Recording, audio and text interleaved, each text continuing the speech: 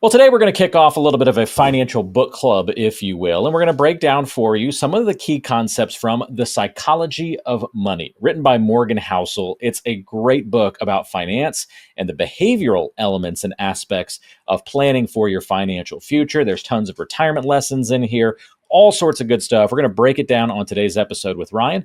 And don't worry, you don't have to have read the book. Like most people who probably go to book club that didn't read the whole book, no worries. We've got the cliff notes for you, and we'll break it all down together today.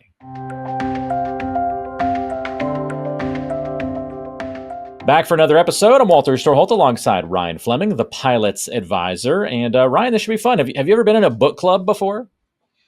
I can't say that I've been in a book club. I think most of the books that I read initially were when I was forced to read them going through school. English class growing up was basically book club every day, right? Yeah, well, of course, I've read a ton of financial books because that's what I've been interested in. Yeah. So this is a little bit more down my alley, but of course, yeah, all the English classes I had, English literature, what have you, where I was forced to read some of those books, that was pretty painful. But talking about what we're going to talk about today gets me excited. Awesome. Well, yeah, we're making a book club for ourselves here, and I think this will be fun. So let me give folks a recap. If you haven't read The Psychology of Money by Morgan Housel, it is a best-selling book. It's all about how people think about and behave when it comes to money. And Housel explains that financial decisions are often influenced more by emotions, experiences, and our personal history rather than by logic or math, which is the way you think it would all come together. The book shares 19 short stories that highlight why each behavior is an important part of financial success. For anybody interested in reading it, we'll link to it in the description of today's show, so feel free to go check that out. We're going to walk through a couple of the concepts. And Ryan, one of the concepts from the book is that no one is crazy. Housel describes how different financial backgrounds, generations, incomes, and values all impact the way that people view and behave when it comes to money. Well, I can only imagine, and I'm thinking like all the way back. I mean, if you grew up during the Great Depression, you're probably going to be a lot more frugal with your money than somebody who's had a strong financial safety net throughout their whole career or grew up, with money. Or if you came into the working world in a recession versus when jobs are plentiful, you're probably going to hang on to that job and not be ready to jump ship as quickly because you've been burned before and you saw when things were really, really bad and what could happen. Yeah, I think that's a great point. Given that takeaway, no one is crazy. How have you seen that play out a little bit with your clients? I see this a lot. I can even talk about my childhood growing up. I mean, I grew up very, very poor, living paycheck to paycheck. And I knew that I never wanted to live that way again, which is really why I got so into finance and investing, because I was like, hey, how do I get out of this? And starting to invest money and let it grow. But what I realized from that was I had a lot of problems getting past I need to hold on to this one penny and letting my money grow for me. So like what I think about is there's a lot of people that will just pile up their money in a bank account or a checking account or a savings account where it's not even growing. They're not even keeping up with inflation, or they're going to pay cash for everything because, they're never going to use credit cards. We're going to pay cash, but that's not the best way to build long-term wealth. Sometimes it makes sense to use the bank's money to leverage yourself, use your money to invest and make it happen. And I see it a lot with my clients where they might still have that broke mindset, and we have to break that so that they can allow their money to work for them. Or the other side I see it as maybe they've been burned before by some investment they made.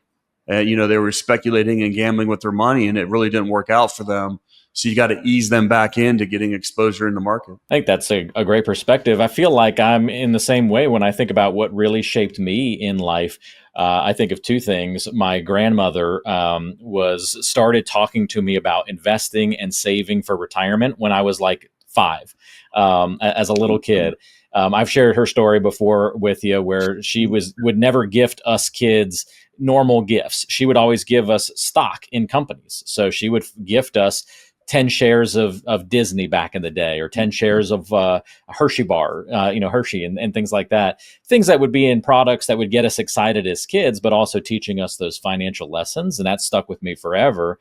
And also I graduated in 2009 from college at the bottom of the barrel when it comes to the market and what had happened with the 2008 market meltdown and all of the hiring crises and all those kinds of things. And so I think that kind of bore a little bit of an entrepreneurial spirit in me, and it had me on the lookout for opportunities to kind of work for myself. And because I was shaped by seeing all these people getting laid off and having no control over their job and their direction in life, and I was scared to have that be me. And so I went after the own your own business route eventually. And I think maybe that doesn't happen without that 2008 2009 experience at such a formative moment entering the workforce and having such a tough time. Well, I think it is amazing how any experiences you have, any of your life experiences truly push you in a different direction and have a different feeling about things. My mom, I talk to her all the time. And of course, I try to help her with some of these financial concepts. But, she grew up on a farm. She has a garden. And my stepdad calls her the biggest miser ever because she won't spend anything. And she's like a constant saver. And what's really happening, I'm a very good saver because of her too, because I realize I just don't need stuff. Yeah. Like stuff doesn't make me happy. So I'm not like one of those people that just buys things. I'm much, much more of a saver than, well, per se, I hope she's not listening, but my wife. We won't send her this episode. No worries. Okay. Yeah. Perfect. You dovetail nicely though into another concept in the book. And this one is that it's the concept of never enough. And Housel gives examples of wealthy men who end up in prison because of insider trading, and their careers and their reputations are ruined forever. And the big question is why? Why does this happen? And Morgan Housel points out that they just kept reaching for more. Well, the hardest financial skill ever is to people, I call it moving the goalpost. Of course, me being a football player, it's like, oh, well, if I get $1 million, then I'll be happy. And then you get to $1 million and then you move the goalpost to 2 million, and I know I'm guilty of that. It's amazing because when I deal with clients, fear and greed drives everything. I mean, When the market's good, people want more, when the market's bad, they don't want any of that downside. And the fear sets in. I see this all the time. And the weird part is, those that have the most money, those that shouldn't have a care in the world, actually stress out about it, lose sleep over it more than those that have nothing. They have more to lose, right? I guess so. I mean, it's almost counterintuitive, but I see it all the time in many of the conversations. I mean, one of the things I find myself saying a lot with some of these individuals that have saved very well over their careers is, hey, you don't have a money problem, but you're going to have a big tax problem. Yeah. Versus the individual that maybe didn't save enough and they need to be more aggressive. But it is truly counterintuitive for those ones that worry if they're not the ones you think would. Or even, let's talk about Warren Buffett. Warren Buffett just decided to walk away from Berkshire. That's right. He still lives in that same little house and he's never upgraded. And I don't even know how many billions of dollars he has now. Right. But is enough ever enough? I don't know. Driving his old truck around. Yeah. Yeah, it's crazy. He seems like somebody who never moved his personal goalposts beside the fact that he built this humongous business and one of the most successful investors of all time. He knew what made him happy, knew what he was shooting for. And when he achieved it, he didn't just constantly keep chasing that carrot. I think that's really important.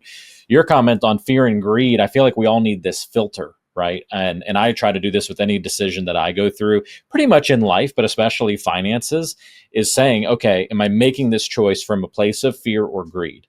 And if so, I go back to step one and start the decision-making process over again.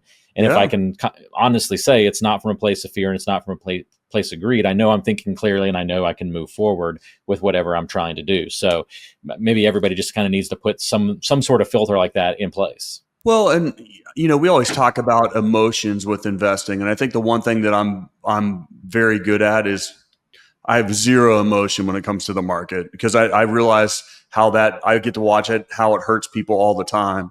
And so controlling some of your actions, or like you talking about how you have a process to think about things, to make decisions, I think that goes right back into making sure you have a system, some unemotional system so that you're not going to make the mistakes that people make with investing. Attention aviators, when you've spent years in the cockpit managing the complexities of flight, Isn't it time you navigated your retirement with the same precision? Introducing retirepilots.com. Right at your touchdown zone on our homepage, there's a beacon flashing, "Get my free toolkit." Click that and you'll be cleared for a direct route to Ryan's retirement toolkit, tailor-made for pilots like you. Inside, you'll find 2 of his important works, The Pilot's Advisor and Pilots Retire Early. Between these 2 books, you can decipher the 9 critical decisions when retiring before 65 and discover the 7 lessons to help pilots land safely in retirement. But that's not all. This toolkit is packed with altitude high value, including extras to get your retirement plans off the runway and light the afterburners on your 401k. Vector on over to retirepilots.com to grab your toolkit, and let's embark on this journey together. Yep. Takes us into another concept that Morgan Housel talked about, and that is that reasonable is more important than rational. He says that one of the most important parts of finance is do not aim to be coldly rational when making financial decisions. Now, that sounds like at first it's a little counter to what you were just saying a moment ago. He says aim to be pretty reasonable. Reasonable is more realistic, and you have a better chance of sticking with it.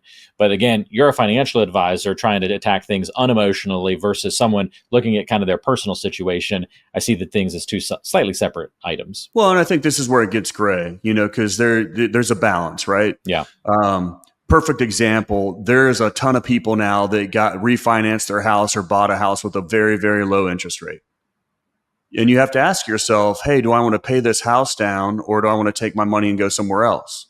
Well, it's a very black and white thing to me. If you have a 3% mortgage, you don't want to pay that thing down, faster at all, because you can take your money all day long and allow it to work harder for you over here.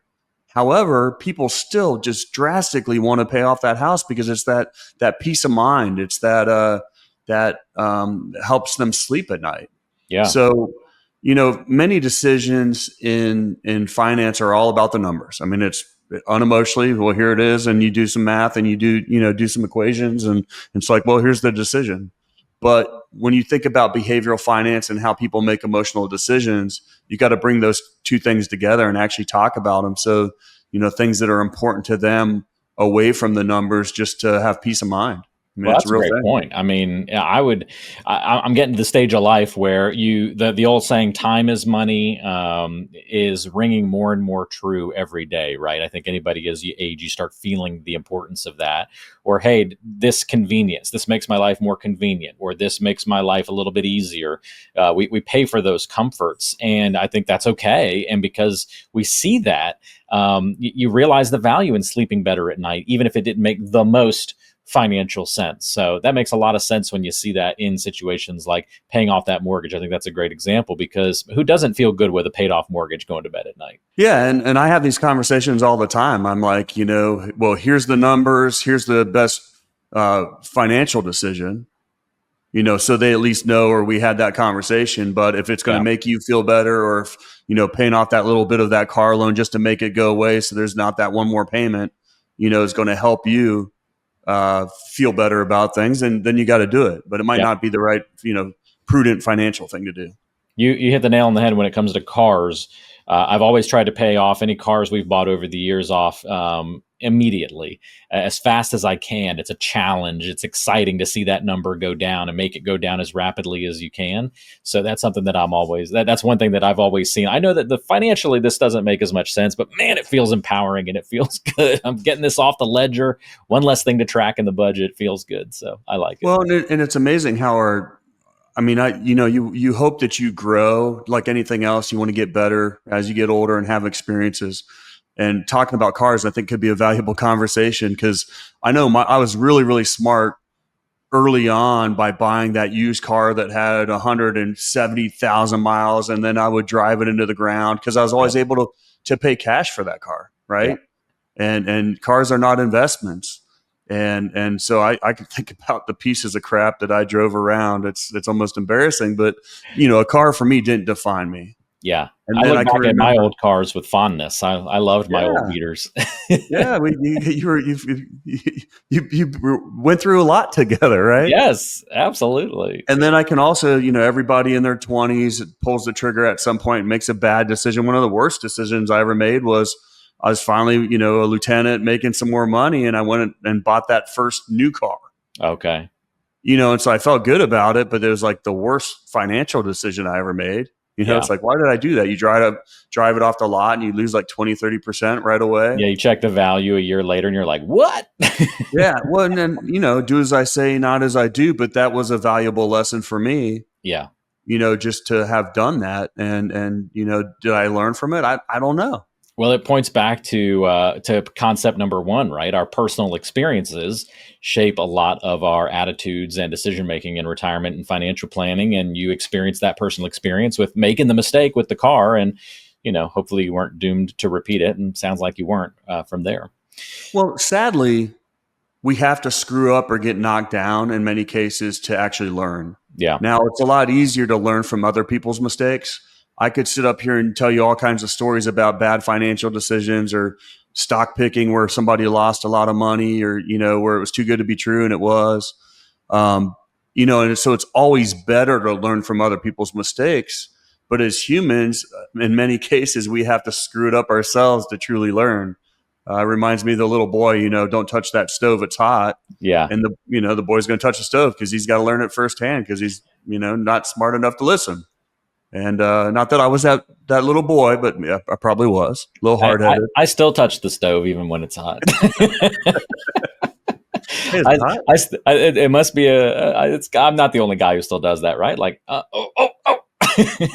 Well, and it's amazing to me, like a lot of time, I call it the myths to investing. And when I'm meeting with a prospect, I will actually go through the myths of things that people do to hurt themselves and why Dow Bar shows that people earn much less than market returns.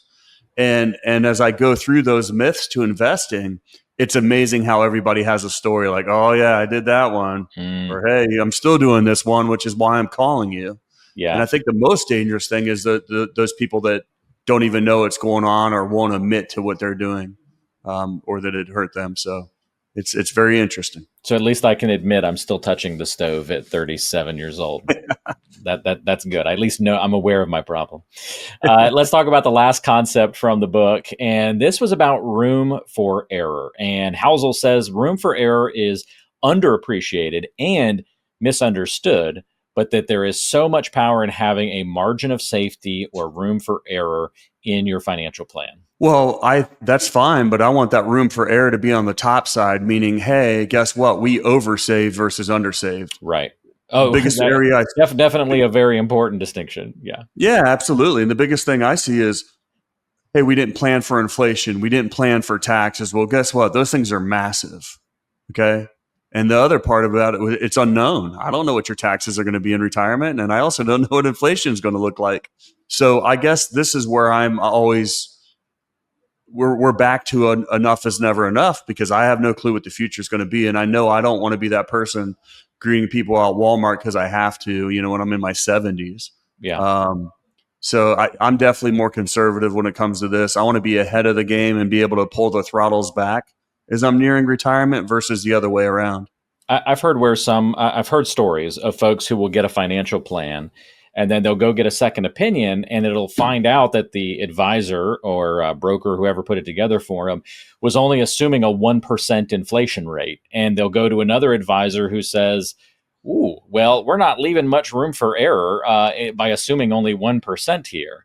Is that an example of where you want to, like, as you're running case scenarios and trying to figure these things out, where you want to say, no, let's assume the worst and that inflation stays at, I don't know what that 3% Absolutely. or 4 or 5 or whatever? I'm always on the conservative side, and 1% inflation is almost criminal. I mean, that's not going to happen. And it makes the plan look really good, right? When you say it's 1%, the numbers. You're basically lying to your clients at that point, like, oh yeah, you got a 100% probability of success, but the assumptions that they put in that plan are just wrong, right? Yeah.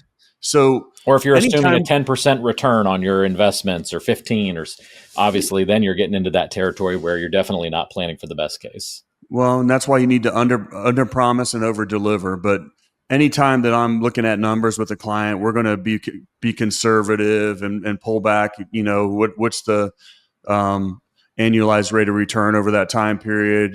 Taxes, I want to assume the highest. Inflation, 3 or 4%. So then you can always be on the good side of things, regardless of what happens. Yeah, great points, Ryan. Well, good breakdown today. Definitely check out this book, folks. If you found today's podcast interesting, certainly recommend it. You can find Morgan Housel's book linked in the description of today's show, as well as all the great resources that Ryan has put together. In fact, speaking of books, you can get Ryan's books, special reports, all sorts of great stuff packed into his retirement toolkit. It's specifically built for pilots who want to plan for a better financial future and retirement. Check that out. We've also got it linked in the description of today's show. Get the toolkit for free. Just put in some basic information, order the toolkit. And then when you do that, Ryan, you offer kind of a special opportunity for folks to get an analysis of their financial situation and their plan and kind of take that to the next level, right? Yes. And I would say you don't know what you don't know. And if we're going to analyze your portfolio, we're actually going to go back and pull your historic returns and we can see what I've done for my clients. And I think if everyone did that exercise, they'd really have a better picture of what's really going on, what markets look like, or even how much more efficient we can allow your money to grow by making sure that we're investing it properly. So take advantage of that free portfolio analysis. Once again, it's free and you might not know what you don't know, right? So I think I'm amazed more people don't take advantage of that. All you have to do is get the retirement toolkit and that'll unlock that portfolio analysis. Just grab it in the description of today's show. All right, good enough. Ryan, thank you for the help today. This was fun. We'll talk again soon. Take care, Walter. Have a good vacation with your family. Will do. See everybody soon. Information is for illustrative purposes only and does not constitute tax, investment, or legal advice. Always consult with a qualified investment, legal, or tax professional before taking any action.